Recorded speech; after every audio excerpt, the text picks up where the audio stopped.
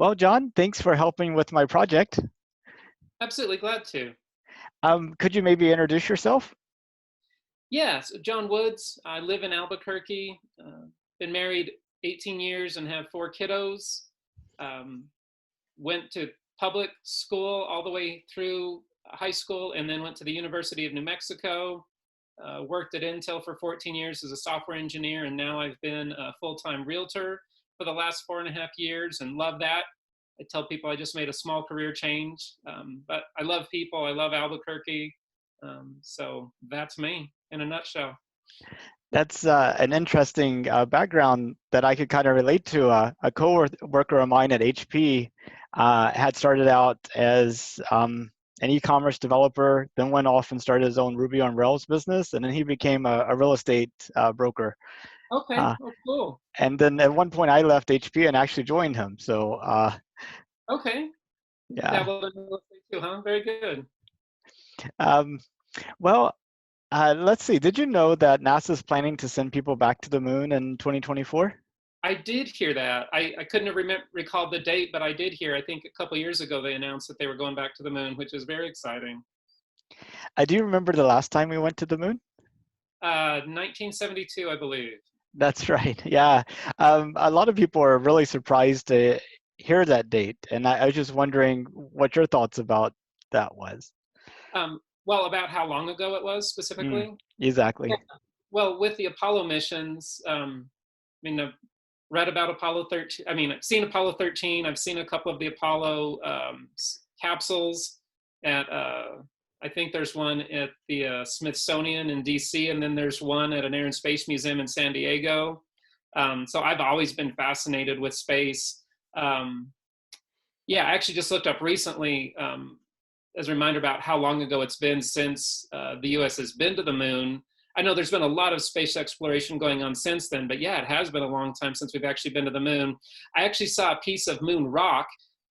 There's a space museum in Alamogordo, New Mexico, where I was born.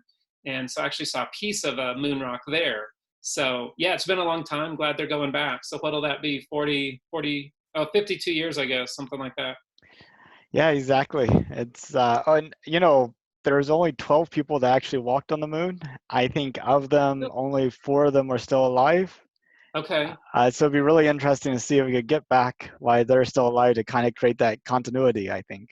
That's interesting. I didn't know that. Now, how many of those are Americans versus, or are they all Americans? They're all Americans, white Okay. male Americans. Okay. Interesting. Yeah, Maybe some more diversity going back this time, huh?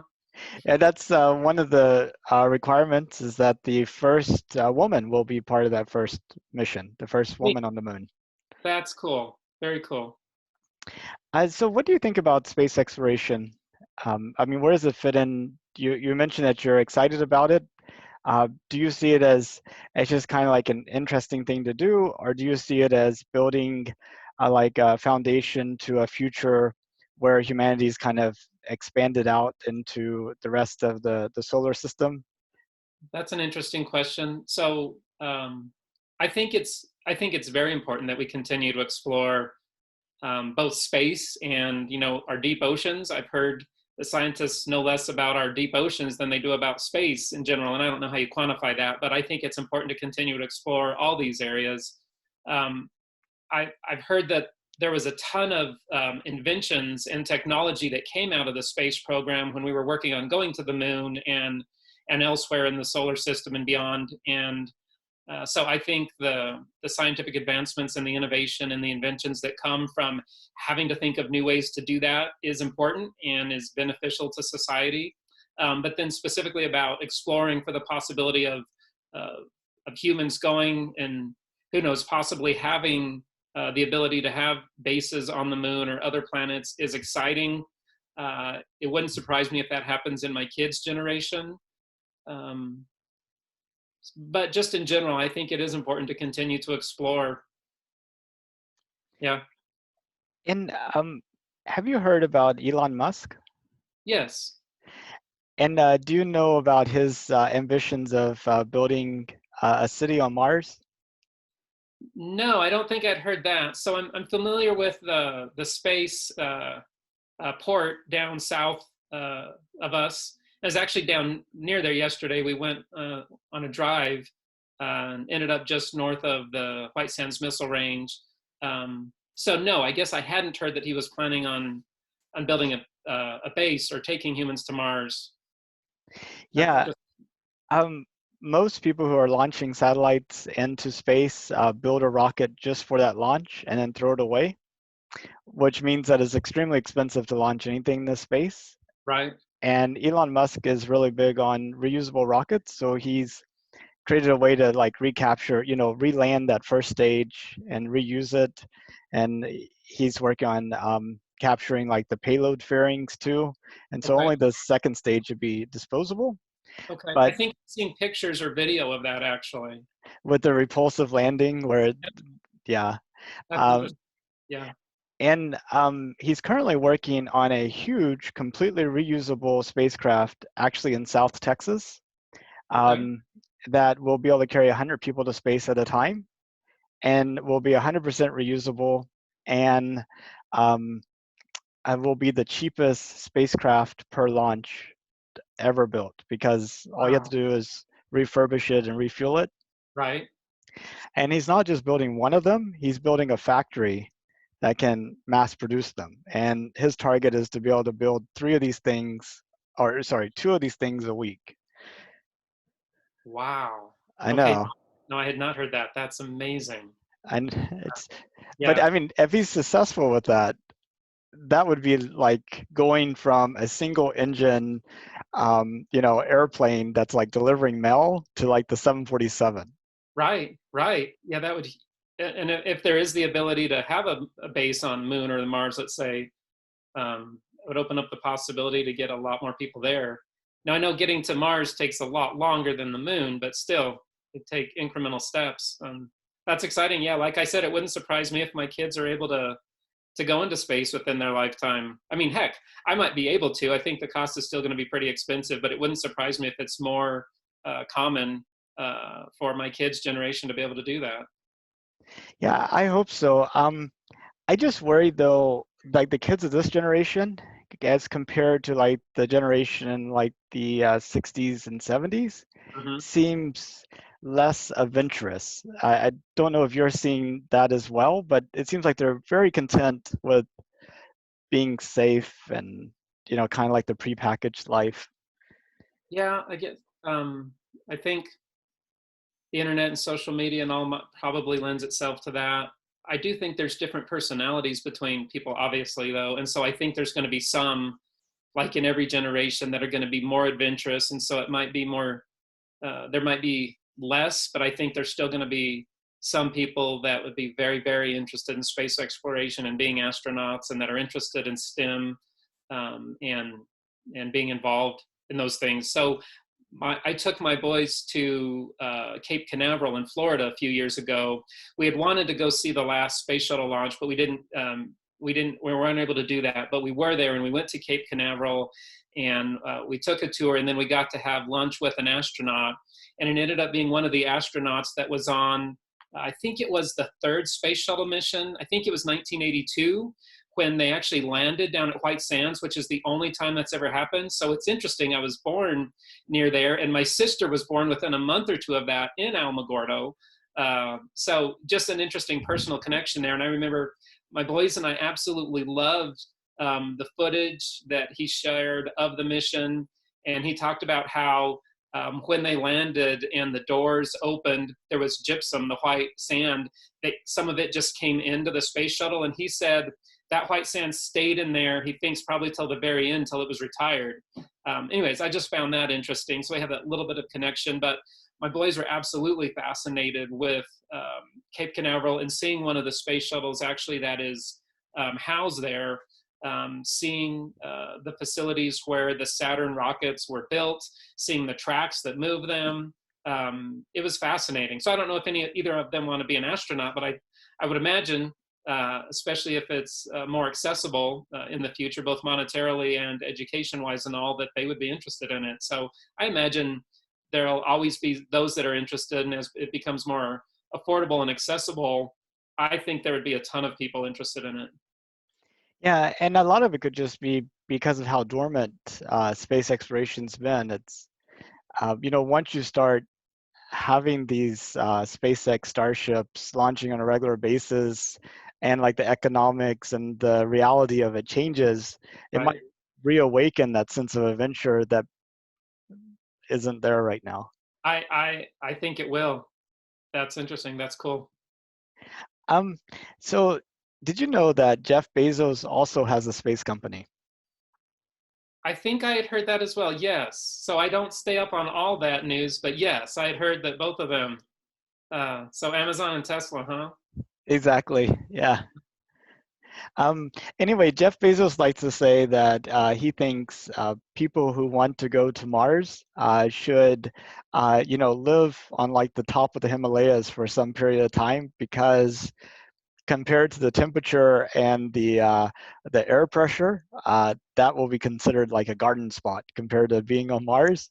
And he's like, the Earth is the absolutely best place in the solar system. We visited every planet, and we know for sure Earth is like the best. Um, and he has a different kind of take on space exploration, which is he says Earth is for living and space is for working, which he then goes and kind of describes as, what if we could like rezone the Earth as being like a garden, or just for residential and light industry, and move all the heavy mining and heavy manufacturing out into space.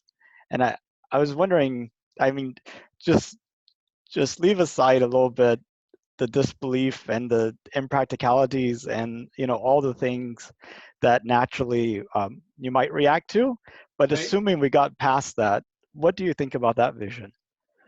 Okay, that's interesting. So, like you said, suspending maybe some of the disbelief, if it became economically feasible, um, let's say to mine for resources or rare earth metals. So I don't know if rare earth metals exist elsewhere, but let's say they do, and it becomes feasible to mine for them and bring them back.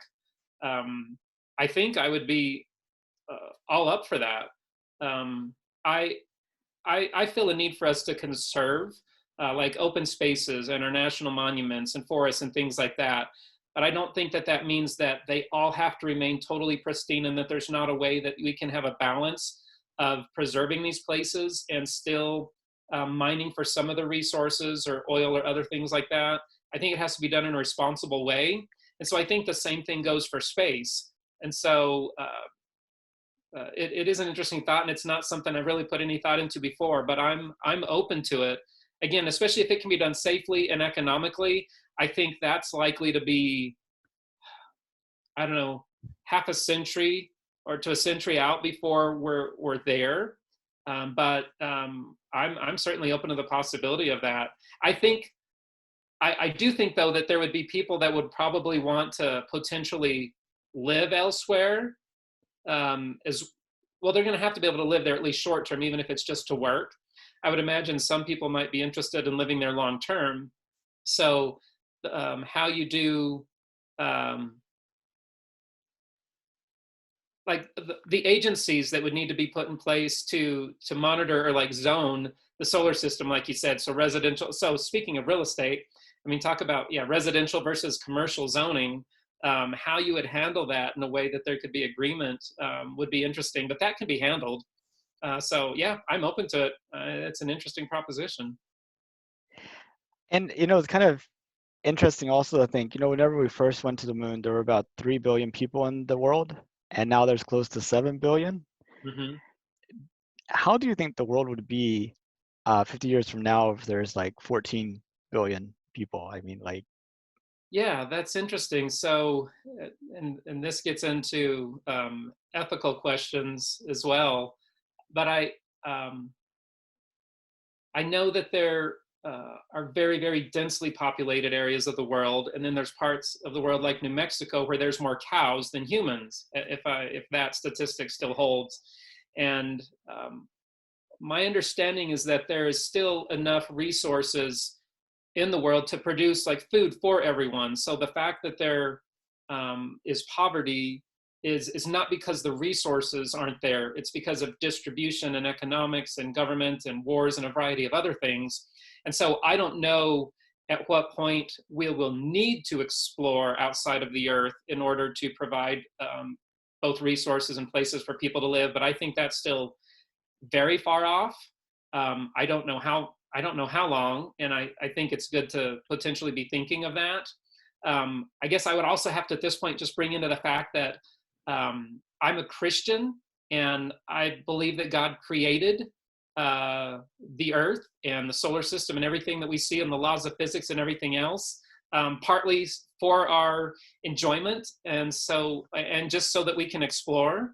And so I tend to think that he will continue to provide for us as humans on the Earth, and I don't think that means that we just say "Que sera, sera," and that we don't do space exploration or look for other resources, or like I said, like even in deep oceans or other things like that. But it's not something that I worry about. And I mean, that comes into climate change and other things. I think it's very important that we do our part to conserve and to be good stewards of the Earth and potentially even space. But it's not something that causes me to worry. I think there will continue to be advances in technology, and I am concerned with some of the changes I've seen with mass production of food, for example, like knowing the number of people that used to live on farms and produce their own food and did it primarily organically.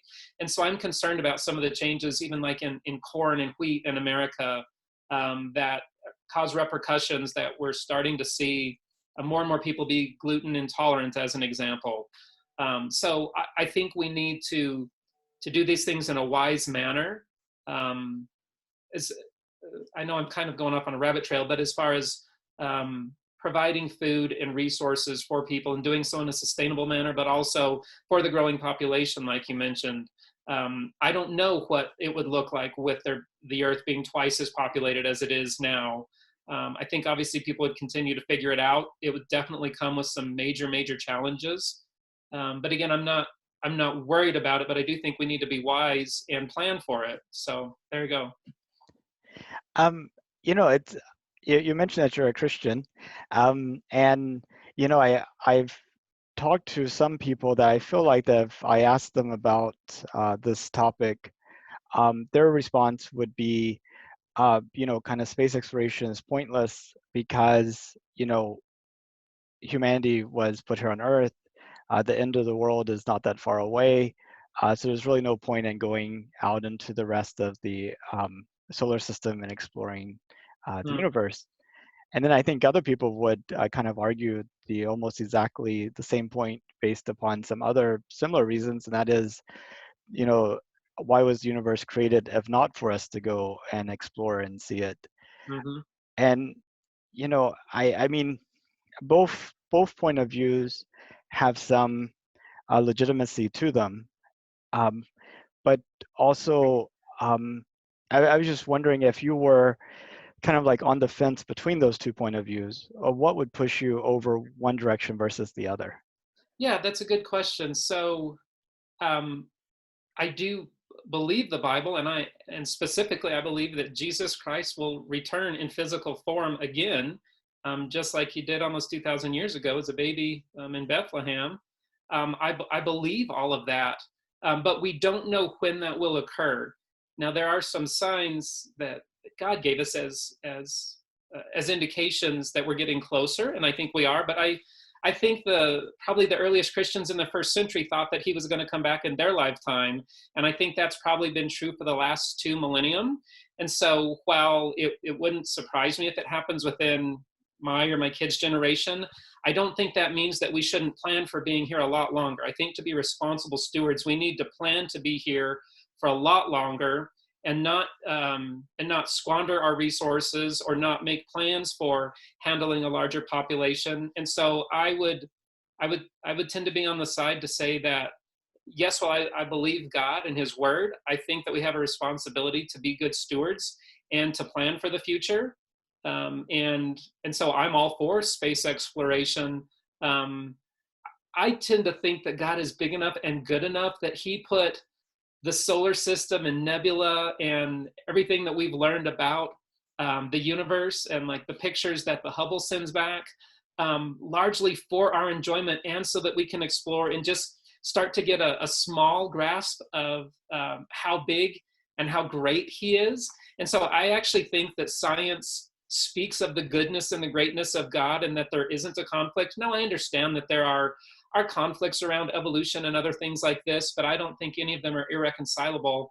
And so I would definitely be in the camp that let's continue to explore and yeah, even be open to going to the moon and Mars, not just for exploration, but for work and leisure, and to continue to explore and enjoy what I believe God put here for our enjoyment, but also for us to steward.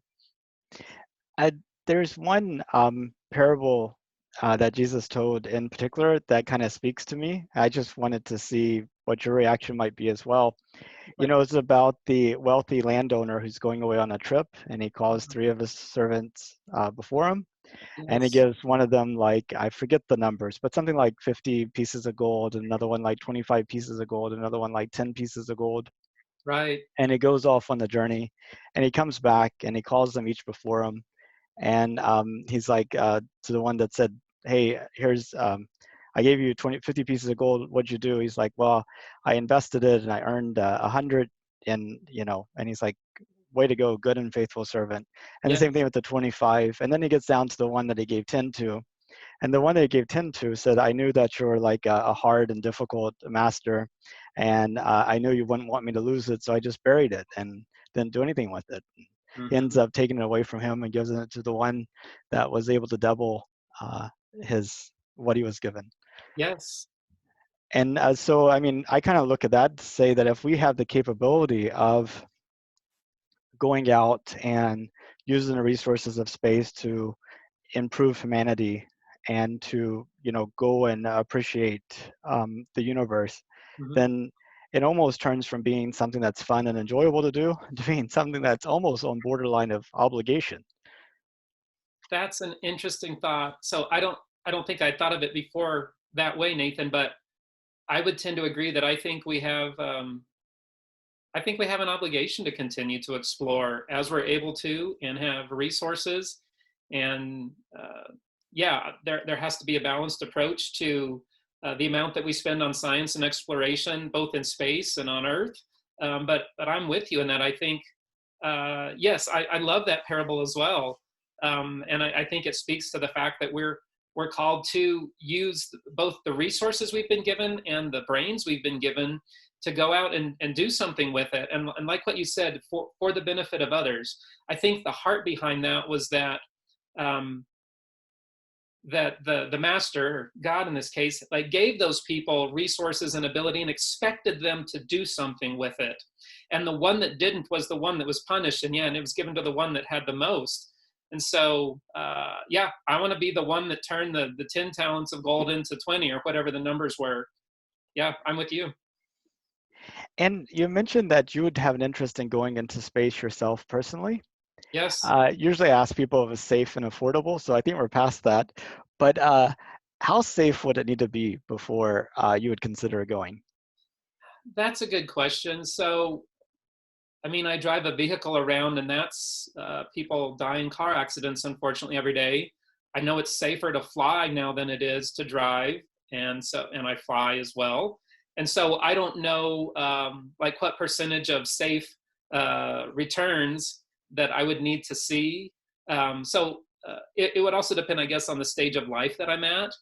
And so I drive and fly, and I have 4 kids at home, and I want to be here for them and my wife, and I want to be able to enjoy my grandkids. So I wouldn't want to be reckless, but I don't think there wouldn't be a viable business if it wasn't um, very safe. And so I don't know what that number would look like. I tend to not be an early adopter with technology or other things, but I think I would tend to be on the um, so maybe not an early adopter, but maybe kind of that second phase before it comes commonplace. So probably somewhere in there. So probably not within the first year or two, but maybe soon after that. I think as long as we can get back, you know, 999 out of 1,000 people safely, somewhere in that ballpark, I think I'd be willing to do it. That sounds awesome. You were talking about which stage of life you're in, and I was just reminded George H. Bush went skydiving for one of his birthdays, and I think he was like, what, 60 or 70? It's like Okay, way interesting. up there, but Yep. uh, I remember that being a big thing. So, Yeah, yeah.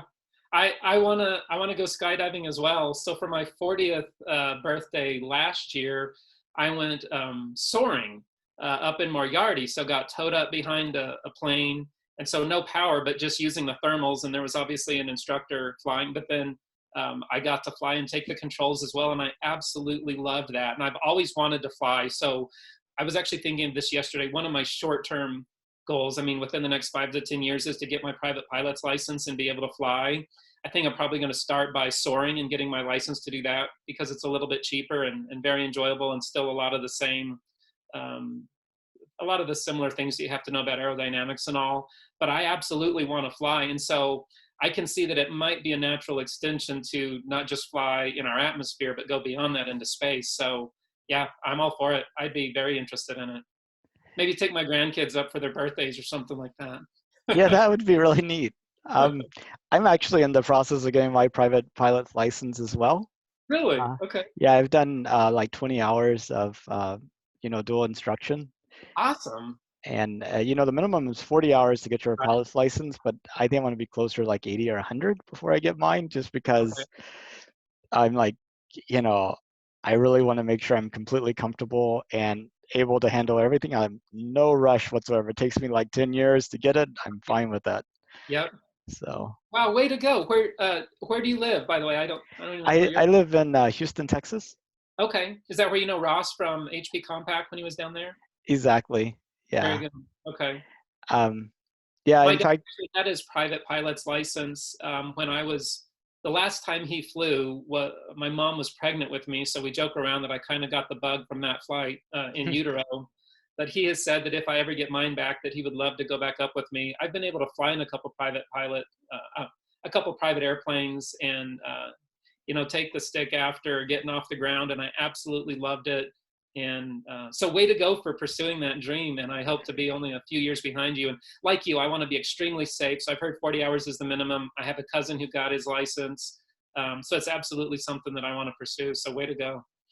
I would like to tell you it's been a smooth progression, but there Okay. have been days when I've gone up and it's been like windy, or like the thermals and everything, and it's been very bouncy.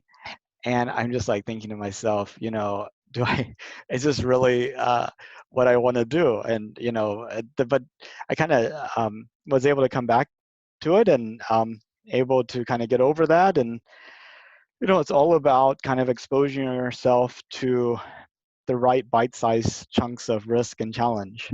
That's good. Yeah. Um, well, did you have any words in closing? Um, I guess I would just ask. So I checked out your website.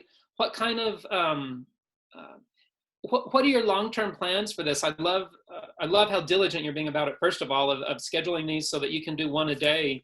Do you plan to write a book or do anything bigger once you have the website? Or and also, like, do you take kind of like notes from each of these and try to see what things are common, or is it really just getting a lot of different people's perspectives? What are your long-term goals with this project?